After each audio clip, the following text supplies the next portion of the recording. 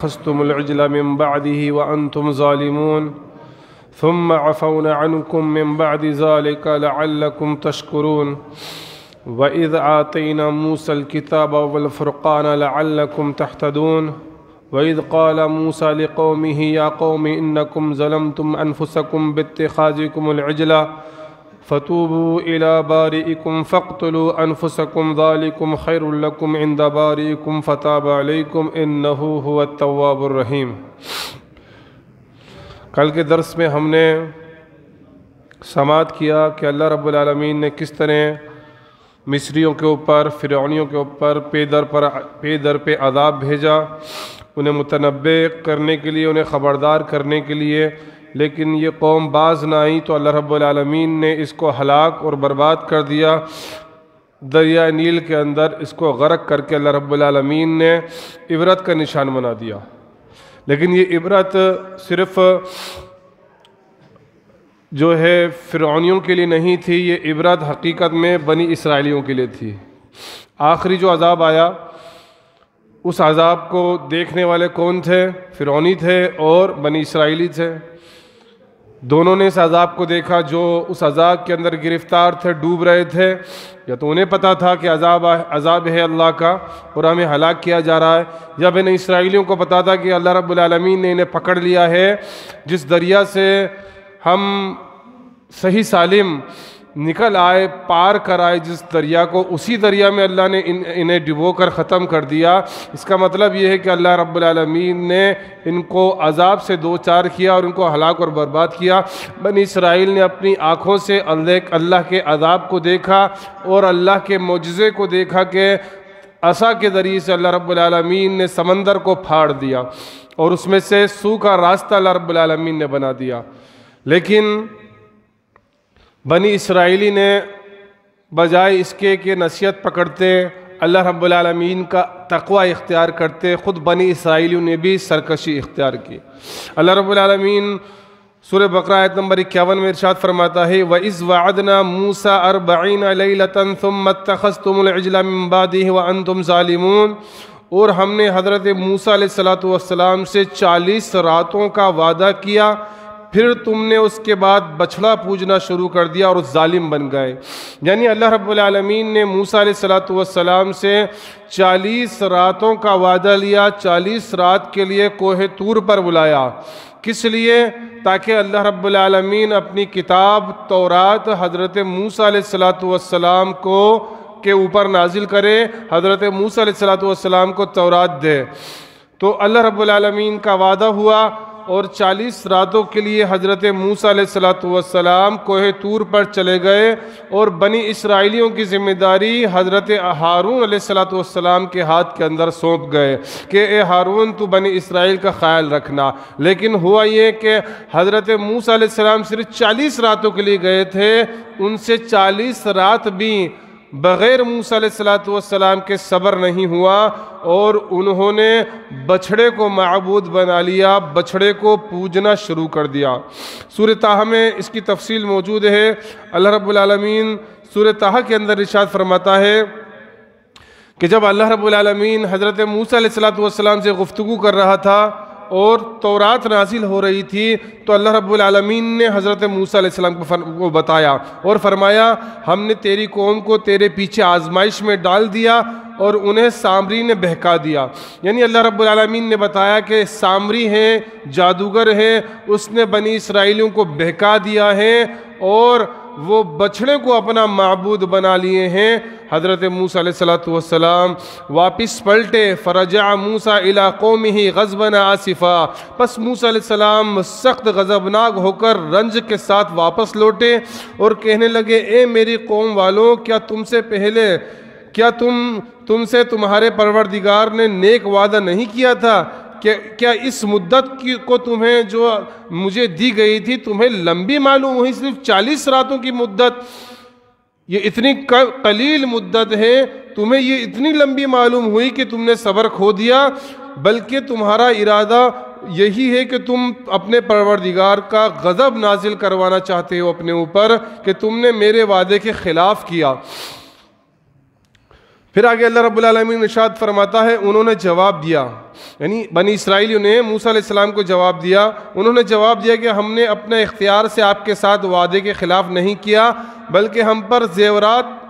قوم کیا جو بوجھا لادے گئے تھے انہیں ہم نے ڈال دیا، اور اسی طرح سامری نے بھی ڈال دیا، یعنی جتنا بھی سونا چاندی تھا قوم کے پاس وہ سارا سامری نے منگوایا کہ جتنا بھی سونا چاندی ہے لے آؤ، اور اس کے پاس بھی جو سونا چاندی تھا وہ بھی اس نے ڈال دیا، یہاں تک کہ تمام سونے کو تپایا گیا، اور اس سونے کے ذریعے سے اس نے ایک گائے کا بچھڑا بنایا۔ سامری نے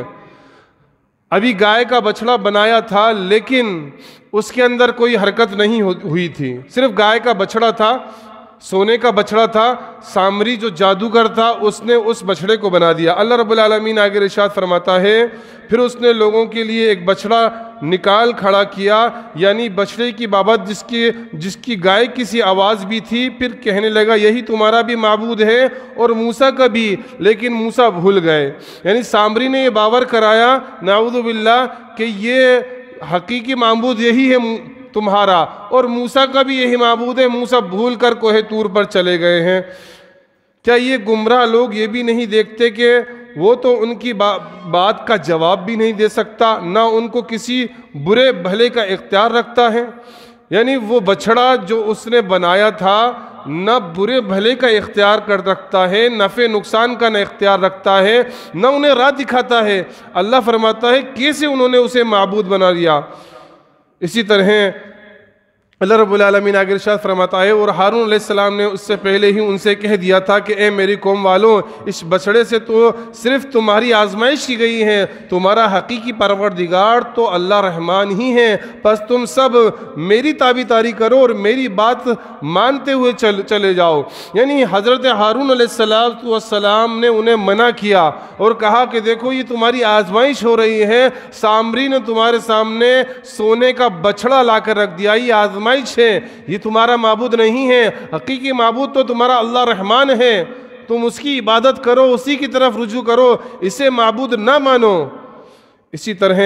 انہوں نے جواب دیا کہ موسیٰ علیہ السلام کی واپسی تک تو ہم اس کے اوپر مجاور بنے بیٹھے رہیں گے، یعنی کہا کہ ٹھیک ہے تمہاری بات ہم مان لیں گے لیکن ابھی نہیں، جب تک کہ موسیٰ علیہ السلام نہ آ جائیں تب تک ہم اس کے مجاور بنے بیٹھے رہیں گے۔ قالوا یا ہارون ما منعک اذ ارایتہم ضلوا، موسیٰ علیہ السلام کہنے لگے اے ہارون انہیں گمراہ ہوتا دیکھتے ہوئے تجھے کس چیز نے روکا تھا؟ یعنی حضرت موسیٰ علیہ السلام آئے تو سب سے پہلے ہارون علیہ السلام پر غضبناک ہوئے، حضرت ہارون پر اپنا غصہ نکالا اور کہا کہ تو میرے پیچھے نہ آیا، کیا تو بھی میرا فرمان کا نافرمان بن بیٹھا؟ یعنی تو میرے پاس آتا اور مجھے اطلاع دیتا کہ قوم یہ کر رہی ہے، تو نے کیوں قوم کو گمراہ ہونے دیا؟ ہارون علیہ السلام نے کہا اے میرے ماں جائے بھائی، میری داڑھی نہ پکڑ نہ سر کے بال کھینچ، مجھے تو صرف یہی خیال دامن گھیرے ہوئے تھے کہ کہیں آپ یہ نہ فرمائے کہ تو نے بنی اسرائیل میں تفرقہ ڈال دیا اور میری بات کا انتظار نہ کیا۔ یعنی میں نے اختلاف کی وجہ سے اختلاف نہ پیدا ہو جائے، اختلاف نہ برپا ہو جائے، اس وجہ سے میں بنی اسرائیل کو پوری طرح سے چھوڑ کر آپ کے پاس نہیں آ پایا۔ اللہ رب العالمین آگے ارشاد فرماتا ہے قال فما خطبک یا سامری، موسیٰ علیہ السلام نے کہا اے سامری تیرا کیا معاملہ ہے؟ یعنی تو نے یہ کیا کیا ہے؟ یہ کس وجہ سے اس کے اندر سے آواز نکلتی ہے بچڑے کی جیسی، جو کہ ایک سونے کا بچڑا ہے اور انہیں معبود بھی یہ لوگ ماننے لگے ہیں؟ اس نے جواب دیا کہ مجھے وہ چیزیں دکھائی دی ہیں جو انہیں نہیں دکھائی دی ہیں، تو میں نے ایک رسول یعنی حضرت جبریل علیہ السلام کا اثر ان کے قدموں میں سے اٹھا لیا تھا۔ اثر الرسول یعنی ایک مرتبہ حضرت جبریل علیہ السلام گھوڑے پر سوار ہو کے حضرت موسیٰ علیہ السلام کے پاس آئے تھے۔ یہ سامری حضرت موسیٰ علیہ السلام کی ٹوہ میں لگا رہتا تھا، تو جب اس نے دیکھا کہ کوئی ایسا شخص آیا ہے جو نامعلوم شخص ہے، تو اس شخص نے کیا کیا، سامری نے حضرت موسیٰ علیہ السلام کے حضرت جبریل علیہ السلام کے گھوڑے کی پیر کی مٹی کو اٹھا لیا، اور جب اس نے سونے کا بچڑا بنایا تو وہ کچھ بھی آواز نہیں نکالتا تھا کسی بھی طرح کی، خالی سونے کا وہ بچڑا تھا، اس نے وہ مٹی اس بچڑے کے اندر ڈال دی تو اس میں سے ایک آواز ہونے لگی۔ تو یہاں سے پتہ یہ بھی چلتا ہے ایک نقطہ کہ جو جادوگر ہیں، جو جادو کرنے والے ہیں، جب وہ جادو کرتے ہیں تو ہمارا کوئی نہ کوئی اثر وہ ضرور لیتے ہیں، چاہے ہمارے جسم کا کپڑا ہو، چاہے ہمارے پیر کی چپل ہو، چاہے ہمارے سر کے بال ہوں، ہاتھوں پیروں کے ناخن ہو، اسی طرح چاہے ہمارے پیر کی مٹی ہو، جادوگر ہمارے جسم سے کوئی نہ کوئی اثر لے گا تبھی ہم پر جادو کر سکے گا۔ اگر ہمارے جسم کا کوئی اثر نہیں لیا اس نے تو وہ ہم پر جادو نہیں کر سکتا، یاد رکھنا۔ تو ہمیں اس کا بھی خیال رکھنا چاہیے کہ ہمارے کپڑے، ہمارے ناخن، ہمارے بال، اس کا ہم تھوڑا خیال رکھیں، خاص طور سے خواتین۔ مردوں کے اوپر تو اتنی جلدی جادو کا اثر نہیں ہوتا ہے، لیکن خواتین کا ایمان کمزور ہوتا ہے، اس لیے خواتین پر بہت جلدی جادو اثر انداز ہو جاتا ہے۔ تو خواتین کی بھی یہ ذمہ داری ہے کہ وہ اپنے کپڑے، اپنے بال، اپنے ناخن یوں ہی نہ پھینکیں، نہ کسی کو دیں۔ آج کل دیکھا جاتا ہے کچھ لوگ آتے ہیں بال خریدنے کے لیے کہ برتن کے بدلے جو ہے ہم تم سے بال خرید لیں گے، آپ کو ہم برتن دیں گے، آپ ہمیں بال فروخت کر دیجئے۔ ان کو ہرگز بھی بال نہیں بیچنا چاہیے۔ پاسبل یہی ہے کہ ہو سکتا ہے یہ لوگ بھی جادوگر ہوں اور پھر ہمارے اوپر دشمنی نکالنے کے لیے، حسد نکالنے کے لیے جادو کیا جائے۔ تو اسی طریقے سے سامری نے بھی یہی کیا کہ حضرت جبریل علیہ السلام کی جو گھوڑا تھا اس کے ٹاپ سے مٹی اٹھائی اور اس بچڑے کے اندر ڈال دی، اور وہ بچڑا تھوڑی آواز نکالنے لگا اور بنی اسرائیل نے اسی کو معبود مان لیا۔ رب آگے ارشاد فرماتا ہے قال فاذهب فإن لك في الحياة أن تقول لا مساس، کہا اچھا جا دنیا کی زندگی میں تیری سزا یہی ہے کہ تو کہتا رہے کہ مجھے نہ چھونا، اور ایک اور بھاری وعدے کے ساتھ جو تجھ سے ہرگز نہ ٹلے گا، اور اب تو اپنے اس معبود کو بھی دیکھ لینا جس کا اعتکاف کیے ہوئے تھا، یعنی جس کا اعتکاف کر کے تو بیٹھا تھا، جس کی عبادت کے لیے مجاور بن کے تو بیٹھا تھا، اس کا بھی حال دیکھ لینا۔ لَنُحَرِّكَنَّهُ ثُمَّ لَنَنْسِفَنَّهُ فِي الْيَمِّ نَسْفًا، حضرت موسیٰ علیہ السلام نے اسے آگ کے اندر جلا کر سمندر کے اندر بہا دیا۔ اب یہاں سے ایک نقطہ اور نکلتا ہے کہ سامری جو جادوگر تھا، حضرت موسیٰ علیہ السلام نے اسے بددعا دی کہ جا تو ہمیشہ صرف یہی کہتا ہوا پھرے گا لا مساسا، مجھے نہ چھونا، مجھے نہ چھونا۔ یعنی جو جادوگروں کا انجام ہوتا ہے وقتی طور پر تو وہ ہمیں پریشان کر دیتے ہیں، ہمارے سامنے مسائل کھڑے کر دیتے ہیں، لیکن ان کا انجام بڑا ہی عبرتناک ہوتا ہے۔ اللہ رب العالمین نے سخت ترین بیماری کے اندر، سخت ترین بلاؤں کے اندر، اور جن شیاطین کے ذریعے سے یہ لوگوں کو پریشان کرتے ہیں، لوگوں پر جادو کرتے ہیں، یہ شیاطین آخری وقت میں خود ان کے دشمن ہو جاتے ہیں، اور ان کی ہی نہیں، ان کی فیملی کے بھی اور پورے ان کے خاندان کے نسل در نسل دشمن بن کر بیٹھ جاتے ہیں اور ان کی نسلیں برباد کر دیتے ہیں۔ ایک جادو کرنے والا کیا سوچتا ہے؟ اسے دنیا میں فائدہ مل جائے گا، اس کی حسد پوری ہو جائے گی، اس کی دشمنی نکل جائے گی، وہ لوگوں سے کچھ مال بٹور لے گا جادو کر کے، لیکن حقیقت میں یہ تھوڑا وقتی طور کا فائدہ ہوتا ہے، اس کے بعد اللہ رب العالمین اس پر اس قدر عذاب نازل کرتا ہے کہ اس کو عبرت کا نشان بنا دیتا ہے، جس طرح سامری کو اللہ رب العالمین نے عبرت کا نشان بنا دیا کہ وہ بس پاگلوں کی طرح اسی طرح کہتا ہوا پھرتا تھا لا مساسا، لا مساسا، مجھے نہ چھونا، مجھے نہ چھونا۔ اس طرح سے اللہ رب العالمین نے سامری کو پکڑ لیا۔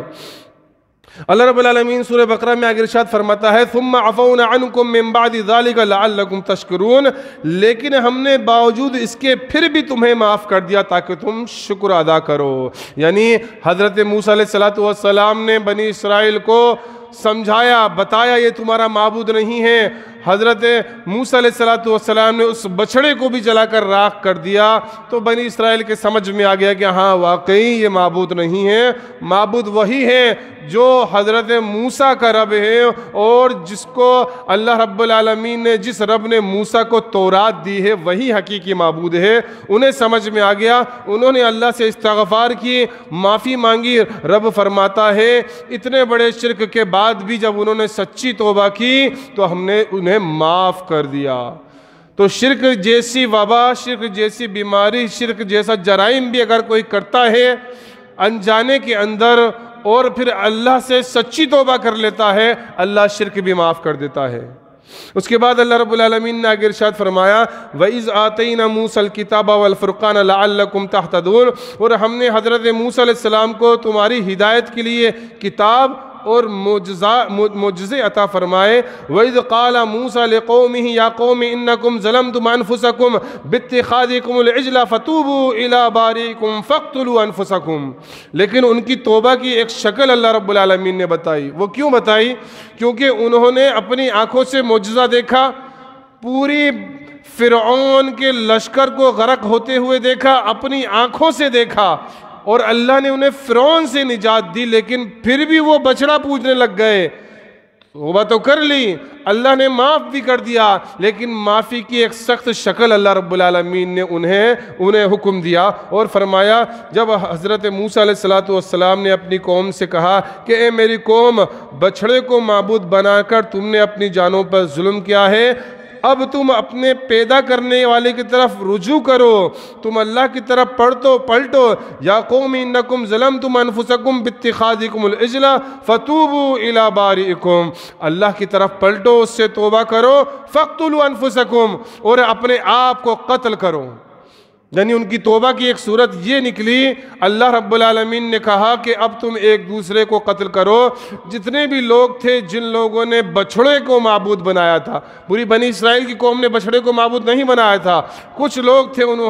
جنہوں نے بچھڑے کو معبود بنا لیا تھا، اللہ نے ان کی توبہ قبول کی اور یہ صورت نکالی تم ایک دوسرے کو قتل کرو۔ چنانچہ انہوں نے ایک دوسرے کو قتل کیا۔ ذالکم خیر لکم عند بارئکم فتاب علیکم، رب نے فرمایا یہی تمہارے لیے بہتر ہے اور یہی تمہاری توبہ کی صورت ہے، انہ التواب الرحیم، بے شک اللہ رب العالمین توبہ قبول کرنے والا رحیم ہے۔ تو یوں اللہ رب العالمین نے ایک سخت ترین توبہ کے قانون کے ساتھ ان کی توبہ کو قبول کیا۔ آج بھی ہم دیکھتے ہیں کہ لوگ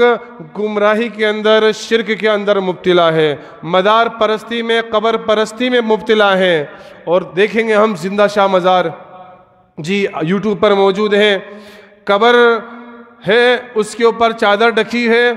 اس کے چادر کے اندر سے کچھ پھدک رہا ہے،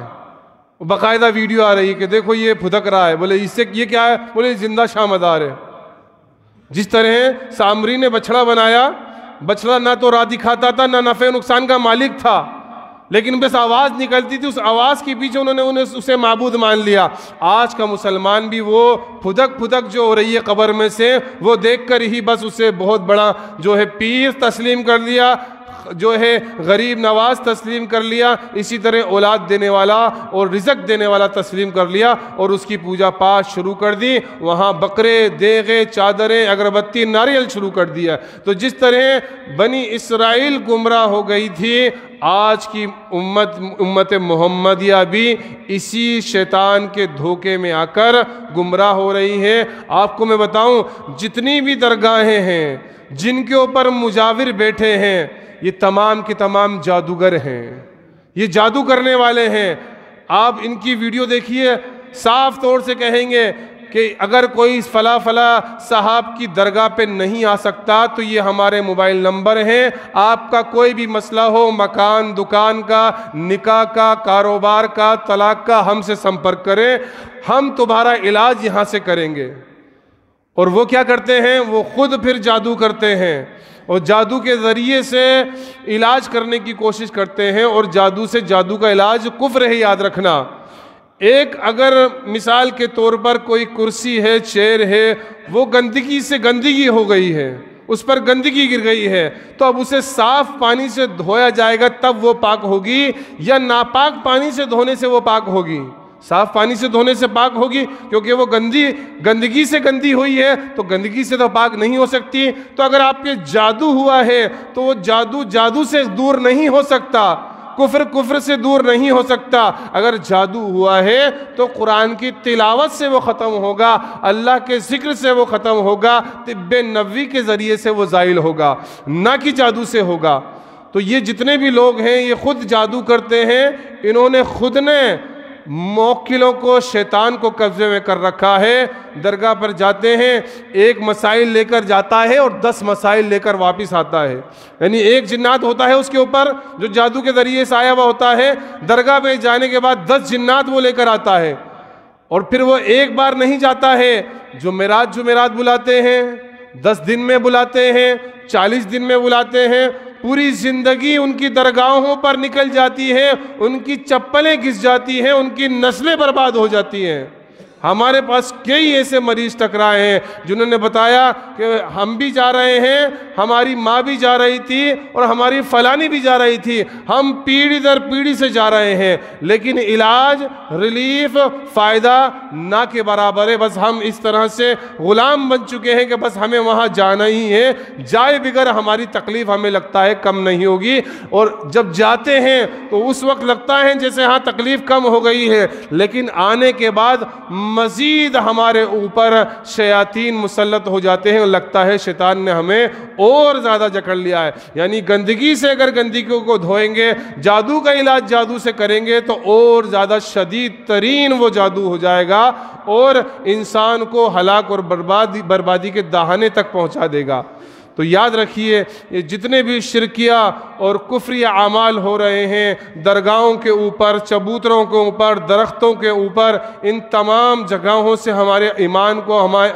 جو ہے ہماری حفاظت کرنی چاہیے، ہمارے ایمان کی ایسی جگہوں سے۔ اگر کوئی بھی مسئلہ ہے، کوئی جادو ہوا ہے، کوئی آسیب ہوا ہے، کوئی نظر ہوئی ہے، تو قرآن میں پورا علاج موجود ہے۔ خود اللہ کے نبی جناب محمد رسول اللہ صلی اللہ علیہ وسلم پر جادو ہوا تو آپ نے کس طرح علاج کیا؟ حضرت جبریل سورہ فلق سورہ ناس لے کر نازل ہوئے، اللہ کے نبی نے تلاوت کی اور اللہ نے شفا دے دی۔ پھر اللہ نے فرمایا وَنُنَزِّلُ مِنَ الْقُرْآنِ مَا هُوَ شِفَاءٌ وَرَحْمَةٌ لِّلْمُؤْمِنِينَ، یہ قرآن جو ہم نازل کر رہے ہیں یہ پورا کا پورا مومنوں کے لیے شفا اور رحمت ہے۔ تو قرآن بھی شفا اور رحمت ہے ہمارے لیے، پورا سورہ فلق سورہ ناس بھی شفا ہے، جادو کے مسئلے کے اندر بھی، نظر بد کے مسئلے میں بھی، آسیب کے مسئلے میں بھی۔ تو پھر ہمیں کسی جادوگر کی طرف رجوع کرنے کی ضرورت نہیں ہے، خود ہم اپنا علاج کر سکتے ہیں قرآن کے ذریعے سے، اور اللہ کے نبی جناب محمد رسول اللہ صلی اللہ علیہ وسلم کے فرمان کے ذریعے سے۔ اللہ رب العالمین سے آخر میں دعا گو ہوں، رب العالمین ہمیں حضرت موسیٰ علیہ السلام کے اس واقعے سے عبرت اور نصیحت پکڑنے کی توفیق عطا فرمائے، آمین۔